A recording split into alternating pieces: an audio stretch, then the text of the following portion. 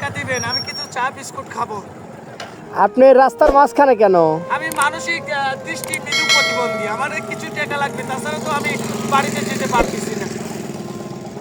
ও, বাড়িতে যেতে পারতেছেন না? না না না না না, কি খাওয়া দাওয়া করছেন আপনি? আমি কিছুই খাইনি। যদি দয়া পান, আপনি যদি আমি পায়ে ধরতেছে দ্রুত আমাকে না না না না না না না না না, আপনি টাকা দেন, টাকা দেন। পায়ে ধরতে হবে না।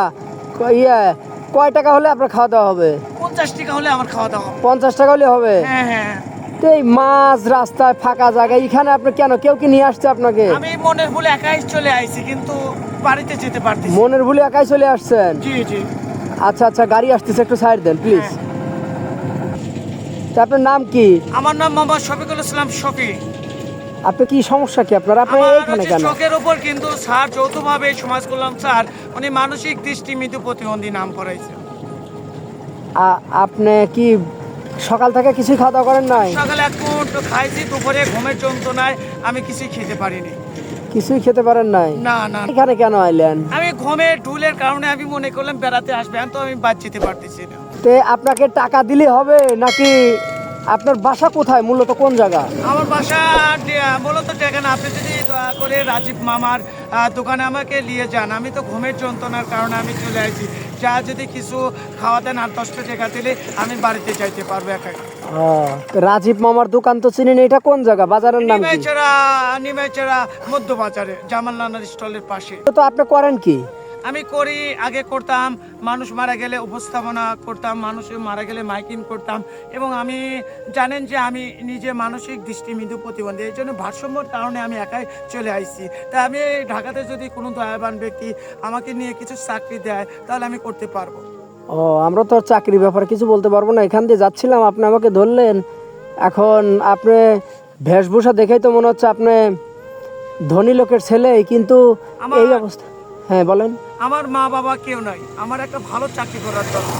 বাবা মা কেউ নেই আপনার? না, মা মারা গেছে ছোটবেলায়। বাবা তাহলে আপনার খাওয়া দাওয়া ঠিকঠাক করেন নাই?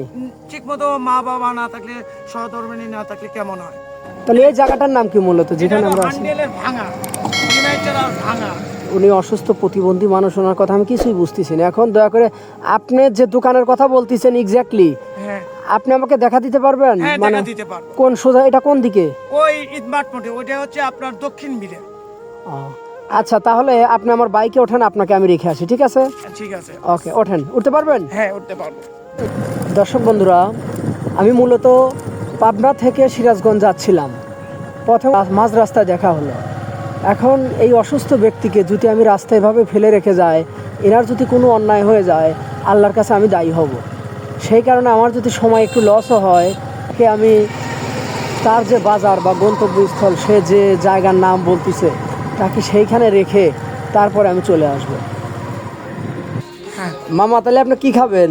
মামা, আমি 2টা সিঙ্গারা খাবো আর একটি চা। তো আপনি যদি আমাকে যা যা এই খাওয়া শেষে 10 টাকা দিতেন, আমি খুবই খুশি হইতাম। কারণ আমি তো হারিয়ে গেছিলাম, আপনি যে তুলে নিয়ে এসে গন্তব্যস্থলে ভালো করলেন।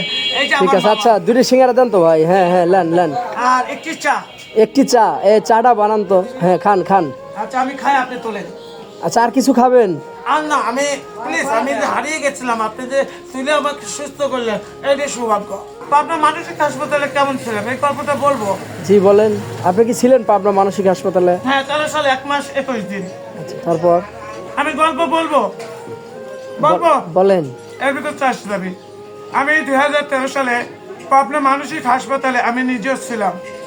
1 মাস 21 দিন ছিলাম। 22 দিনের দিন আমাকে রিলিজ করে দেয়।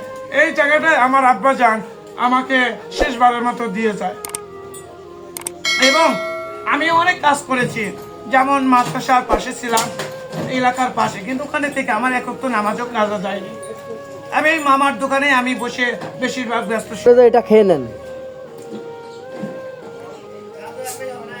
হ্যাঁ নেন, আমি খুলে দিছি।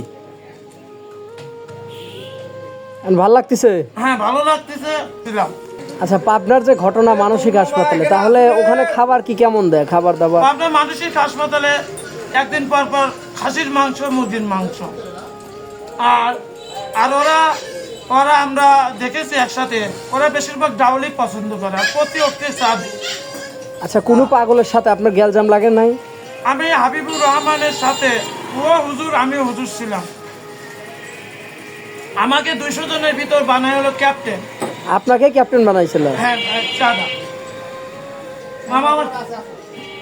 আর এখান থেকে আমি শিখেছি অনেক কিছু মামা তাদের মতোই। আস্তে আস্তে ঠোঁট পুড়ে যাবে তো আপনার। তাহলে চা কি আপনার প্রিয় নাকি? হ্যাঁ আমি চা রেগুলার। আর যে বিস্কুটে চার সাথে দুইটা জিনিস খাই। কি জিনিস? এক হলো এনার্জি অলিম্পিকের বিস্কুট। তাহলে ওটাকে আনাবো? আর কিছু না খাওয়াই ভালো।